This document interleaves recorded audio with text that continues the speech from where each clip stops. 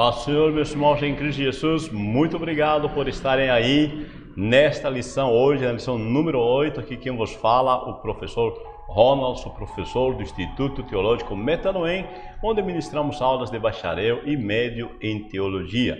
E parabéns a você que está aí já neste momento participando, porque nós estamos chegando no final do quarto trimestre desse ano e graças a Deus estamos aí, vencemos.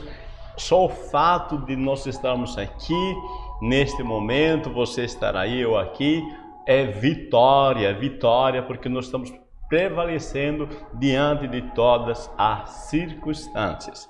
E hoje o nosso tema é enfermidades psicossomáticas. Mas antes de iniciarmos a lição, eu quero convidar você que ainda não se inscreveu em nosso canal. Inscreva-se no nosso canal, dá seu like, compartilhe, ligue o sininho para você receber as notificações. Quanto mais like você dá, quanto mais você compartilha, mais pessoas são abençoadas. Amém? Muito bem, então vamos aqui. A lição de hoje tem como nosso texto áureo, Apocalipse 21, versículo 4, onde diz: Deus limpará dos seus olhos toda lágrima e não haverá mais morte, nem pranto, nem clamor, nem dor, porque já as primeiras coisas são passadas.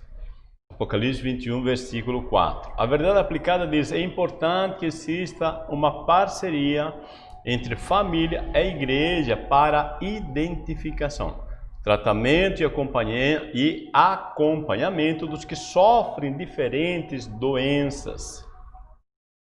Temos três objetivos: aprender a relação entre a doença e pecado, ensinar sobre doença mental e suas características, falar sobre esquizofrenia e o papel da igreja neste quadro. Bom, nosso texto de referências tem Isaías 54, versículo 3, e você vai ler em casa também Mateus, capítulo 10, versículo 5 ao 8, ok? Bom, a introdução diz: vamos explanar sobre as doenças psicossomáticas, bem como o quadro de relação entre a doença e o pecado. Comentaremos sobre o caso específico também da esquizofrenia e o papel da igreja para esse caso. Bom, a relação da doença, a promessa de um corpo transformado e o gemido da criação são partes do primeiro tópico, que é o drama da doença. Bom, meus amados irmãos, minhas irmãs, uma das verdades mais incontestáveis da vida é esta: nós ficamos ou ficaremos doentes em algum momento. Isso é um fato, tá? É um fato que nós devemos aprender a lidar. Tá? Tem circunstâncias, tá, que nós não podemos mudar, e tem circunstâncias que podemos mudar ou melhorar. Então vamos aprender a lidar, tá, com estas circunstâncias. Quando o pecado entrou em nosso sistema, em nosso universo, afetou todas as dimensões da nossa vida, seja espiritual. Quando nos separamos de Deus, é como se nós tivéssemos se separado da nossa fonte de vida, da nossa fonte de energia. Sabe quando você desliga o ventilador? É quando você desliga, estava ligado na energia, né? Você apertou, o que aconteceu? Se desligou. O ventilador continua girando, só que chega um momento que para, porque a fonte de energia foi desligada. Assim também o ser humano, tá? Quando se desligou de Deus, nosso mundo espiritual, tá? Nós se desligamos de Deus, o corpo sentiu, a mente também, as emoções, todo o sistema sentiu. Assim também, a salvação, quando nos ligamos a Deus, todas as áreas da nossa vida são afetadas, tá? Salmo 103, versículos 1 e 2 diz: bendize, ó minha alma, ao Senhor, e não te esqueças de nenhum de seus benefícios. É Ele quem perdoa todas as tuas iniquidades e sara todas as tuas enfermidades. Quando aceitamos Jesus, nos ligamos com Deus e o processo de restauração inicia. Bom, A promessa de um corpo transformado. Meus amados, estamos salvos, mas ainda em processo, esperando a salvação plena da nossa natureza pecadora. Veja, aceitamos Jesus, mas ainda estamos nesse corpo, nessa natureza, eu quero dizer, tá? Nosso espírito, alma e corpo ainda estão fracos, tá? Nós não desfrutamos ainda a plena salvação. Quando é que vamos desfrutar isso? Quando Jesus voltar. Quando teremos nosso corpo transformado, então nós teremos um corpo incorruptível na área física, emocional, espiritual. Todas as nossas áreas serão transformadas de forma incorruptível. Então, assim também, hoje, né, estamos curados, porque Jesus levou sobre si as nossas enfermidades, mas ainda sujeitos às enfermidades. Olha só, entenda que temos o perdão e a cura à disposição. Temos sim. Aceitou Jesus, você é salvo, tá? Só que nesse processo de tua salvação tem o processo da santificação. Você aceitou Jesus, já é salvo. Se Jesus voltou, você vai subir. Só que enquanto você está aqui na terra, vai ter que trabalhar o abandono dos maus hábitos, tá? E de tudo aquilo que às vezes, e é bem natural isso, tá? Quando nossa natureza é adâmica, né? Nós aceitamos Jesus, nós somos pecadores. Nossa mente está cheia de informações errôneas, conceitos. Então nós precisamos trabalhar nessa transformação. Isso é o processo da santificação. E em questão das enfermidades, é mesmo jeito, tá? Aceitou Jesus, a cura está à disposição. Podemos orar, Jesus cura, repreende as enfermidades, só que nosso corpo ainda, tá? Esse físico, essa mente, essas emoções ainda estão correndo risco, tá? De serem contaminados ou enfraquecidos ou ficarem doentes. Amém? O apóstolo Paulo, ele disse, que sabemos que toda a criação geme e está juntamente com dores de parto até agora. Paulo coloca isso, tá, dentro do contexto, que toda a criação foi arrastado para o fosso junto com o homem. Então, quando o homem pecou, se você vê em Gênesis 3, 15, 16, 17 e todo o contexto, tá, quando você vê que o homem pecou, tá, que aconteceu? Primeiro, o homem ele sente medo de Deus, se esconde, ou seja, as suas emoções já foi afetada. Logo após acontece a primeira morte lá no jardim, porque Deus vai sacrificar um animal para fazer vestes para Adão e Eva. Aí a natureza, disse o Senhor, que a terra vai produzir espinhos, abrolhos, vai entrar a discórdia no nosso sistema, haverá inimizade em todas as áreas e o corpo enfraqueceria, né? Então, o pecado é bem claro na Bíblia, afeta todas as áreas da nossa vida. Aceitamos Jesus, estamos em processo de restauração, mas se continuamos a pecar, pode crer, aquilo que semeamos, vamos colher. Tá? Então pensa bem, tá? Quando falamos que ainda hoje o pecado afeta todo o sistema. As enfermidades psicossomáticas. Nós temos 3 subpontos, a doença mental e o preconceito. As características da doença mental e a Bíblia não fala de doença mental. Será? Vamos lá. Precisamos entender as doenças psicossomáticas. Meus irmãos, minhas irmãs, tá? Eu não sei se você já está participando a primeira vez desse tema, dessa lição, tá? É o nosso canal, mas noutras lições nós já explicamos a questão, tá? Psique ou psico, tá? Se refere à área mental, emocional. Soma, no grego, é corpo, tá? Então, existe, tá? Pensamentos, né? E emoções, tá? Que podem gerar, tá? Doenças no nosso corpo, ok? Então isso se chama enfermidades psicossomáticas, que são produto, resultado do diálogo que existe entre a nossa mente e o nosso coração. Estou falando literalmente um diálogo. A ciência já provou que o nosso sistema cardiovascular, nosso coração, ele tem seu próprio grupo de neurônios, é como se fosse seu próprio cérebro. Eu não sei se você sabia, mas quando o feto está sendo formado no ventre da mãe, o primeiro órgão a se formar é o coração, ok? Então, a partir daí, né, mas por último, nosso cérebro vem, tá? Onde está nosso sistema nervoso central. Mas o sistema nervoso central, ele dialoga com a questão dos neurônios do sistema nervoso do coração, tá? E quando há incongruência nesse diálogo, tá, é que acontece as doenças psiquissomáticas ou psicossomáticas. Então precisamos entender que as doenças psicossomáticas não são somente manifestações sobrenaturais ou espirituais. Apesar de haver possibilidade, sim, tá? Mas não deve se generalizar precipitadamente, é necessário discernimento. Tá? Nós estamos falando isso porque muitas vezes quando alguém viu uma pessoa com doenças psicológicas ou psicossomáticas, acha que tudo isso é demônio.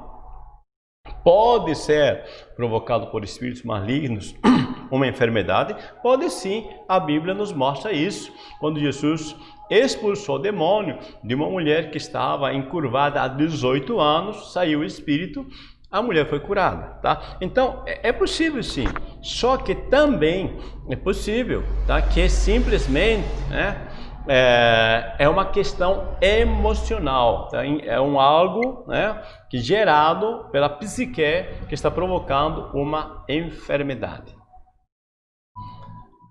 Existe preconceito quando a gente fala de doença mental, né? Uma grande maioria das pessoas tem preconceito sobre as doenças mentais ou emocionais. Bom, eu já disse, vou falar mais um pouquinho, que o nosso sistema cardiovascular é o primeiro a funcionar no embrião, principalmente devido à necessidade de um método eficiente de captação de oxigênio e nutrientes. Olha só que fantástico é nosso sistema, meus irmãos, minhas irmãs. Olha só, então quando nós estamos sendo formados no ventre da mãe, nosso coração, ele foi um dos primeiros sistemas, tá? O sistema cardiovascular, o primeiro a funcionar, para que capte o oxigênio necessário, nutrientes necessários para o desenvolvimento do corpo. Perceba o que estou dizendo, por favor. Eu estou dizendo para você que você deve cuidar do teu coração, porque é ele, tá, que vai equilibrar o oxigênio em todo o teu sistema, a captação dos nutrientes em teu sistema. Meus irmãos, se vocês não praticam exercício físico, é bem provável que vocês estejam sentindo algumas doenças psicossomáticas. Hoje em dia, lamentavelmente, as pessoas têm ficado sedentárias, até mesmo por causa da Covid, mas não é desculpa, você pode fazer exercícios na tua sala mesmo, no teu quarto, porque o coração é responsável pela captação de oxigênio e nutrientes. Bom, pacientes com insuficiência cardíaca, escuta, correm maior risco de depressão, deficiência cognitiva e distúrbios do sono e distúrbios cerebrais. Por isso que eu estou dizendo para você que você deve sim procurar fazer exercícios físicos, seja 15 minutos por dia, pelo menos, tá? Mas ative teu sistema cardiovascular, faz ele oxigenar com mais vontade. Agora veja só, o estresse, no caso, excesso de pensamentos, tá? Negativos ou mesmo positivos, mas excesso de foco, excesso de pensamento no presente, tenta resolver tudo no presente, tá? Pode causar hipertensão arterial sistêmica. Olha só, que é mais conhecido como pressão alta. Isquemia miocárdica, silenciosa, morte súbita, doenças coronárias, arritmias cardíacas, diabetes e muitos outros distúrbios. Veja que eu coloquei aqui os dois lados. O coração influencia a mente e a mente influencia o coração. Por isso, os dois precisam estar equilibrados. Você precisa perceber que você deve gerenciar teus pensamentos. Amém? Tem equilíbrio, gere equilíbrio. Vamos lá, as características da doença mental. Existem algumas características das pessoas que estão com problemas psicossomáticas ou simplesmente mentais. Sofrimentos mentais e emocionais. São pessoas que vivem muito pensando tudo o que aconteceu, nos fracassos que ela julga que aconteceu, nos momentos de dor que ele causou na sua história, e aí ficam sofrendo mentalmente 2, 3 vezes, 100 vezes aquela mesma história que se passou. Aí surgem também os pensamentos de incapacidade de relacionamentos. Tem pessoas que julgam porque uma vez não tiveram um bom relacionamento, acham que nunca vai surgir bons relacionamentos e acabam se isolando, acabam ficando quietos no seu canto. E desvio da norma, né? Ou seja, da normalidade, tá? São pessoas que agem totalmente incongruente, tá? Diferente aquilo que dentro da sua sociedade se vive. E a infelicidade como estado, tá? Ficar triste em algum momento é normal, em algum momento nós ficamos tristes, tá? Mas ter a infelicidade como estado, aí é perigoso. Quando as circunstâncias negativas da vida nos batem, nos dão um murro no queixo, é normal a gente se sentir tonto e cair na lona. Mas antes de chegar a 10, nós podemos levantar, tá? E quanto mais você exercitar, tá, essa arte de você gerenciar suas emoções, você poderá se levantar mais rapidamente da lona. A Bíblia não fala de doença mental? Bom, a Bíblia não usa os termos doença mental, ou doença psicológica, ou doença psicossomática. A Bíblia não usa os termos, tá? Mas relata as manifestações que caracterizam estas doenças. Por exemplo, Elias manifestou estado de depressão em 1 Reis 19:4, lição passada nós colocamos isto, né? Que ele clama, ele disse: olha, tira minha vida, eu quero morrer. Davi também manifesta sua ansiedade e desesperança. Ele diz assim: por que te perturbas, ó minha alma? Então ele está dialogando consigo mesmo, está dizendo: meu Deus, que perturbação. Então é normal, tá, que a vida nos bata e nos sintamos o baque, tá? Mas temos que saber trabalhar com estas experiências e saber interpretar de forma positiva. Só no século XVII inicia o estudo científico, meus amados. Só no século XVII a gente começa a ver as doenças psicossomáticas tá debaixo do estudo científico. Aí percebemos, tá, que nem tudo é demônio, que nem tudo é espiritual, tá? Mas também tem um lado físico e tem um lado emocional, psíquico. Vamos entender hoje, vamos conversar um pouquinho sobre o drama da esquizofrenia.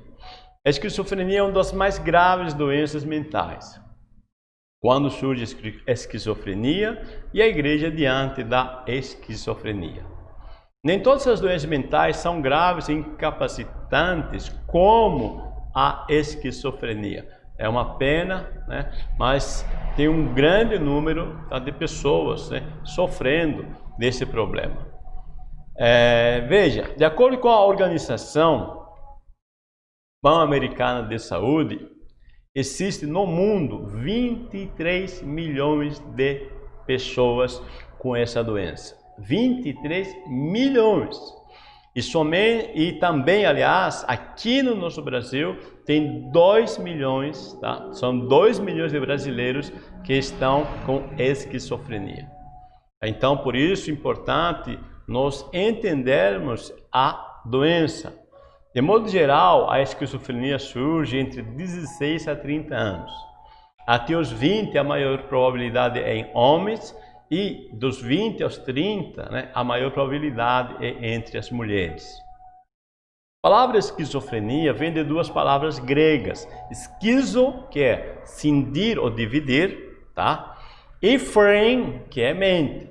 No sentido de que as funções mentais se encontrariam divididas nestes pacientes, tá? Então as funções da mente estão incongruentes, divididas na vida dessas pessoas. Bom, algumas das manifestações da esquizofrenia, tá, seria o delírio, tá, que é o estado em que o indivíduo nutre em suas crenças que não é real, né? Ela alimenta uma crença que não é real e na maioria das vezes nem é possível. Tá? Então, essas pessoas entram em estado de delírio, começam a ver, ouvir coisas, tá, que não é real. E também existem os pensamentos e discursos desconexos. Tá? Ele pensa coisas que não tem nada a ver e começa a falar coisas incongruentes, desconexas. E outra questão é a perca de sua afetividade, tá? E capacidade de interagir com pessoas. Então ela não se aprecia mais, não se arruma mais, tá?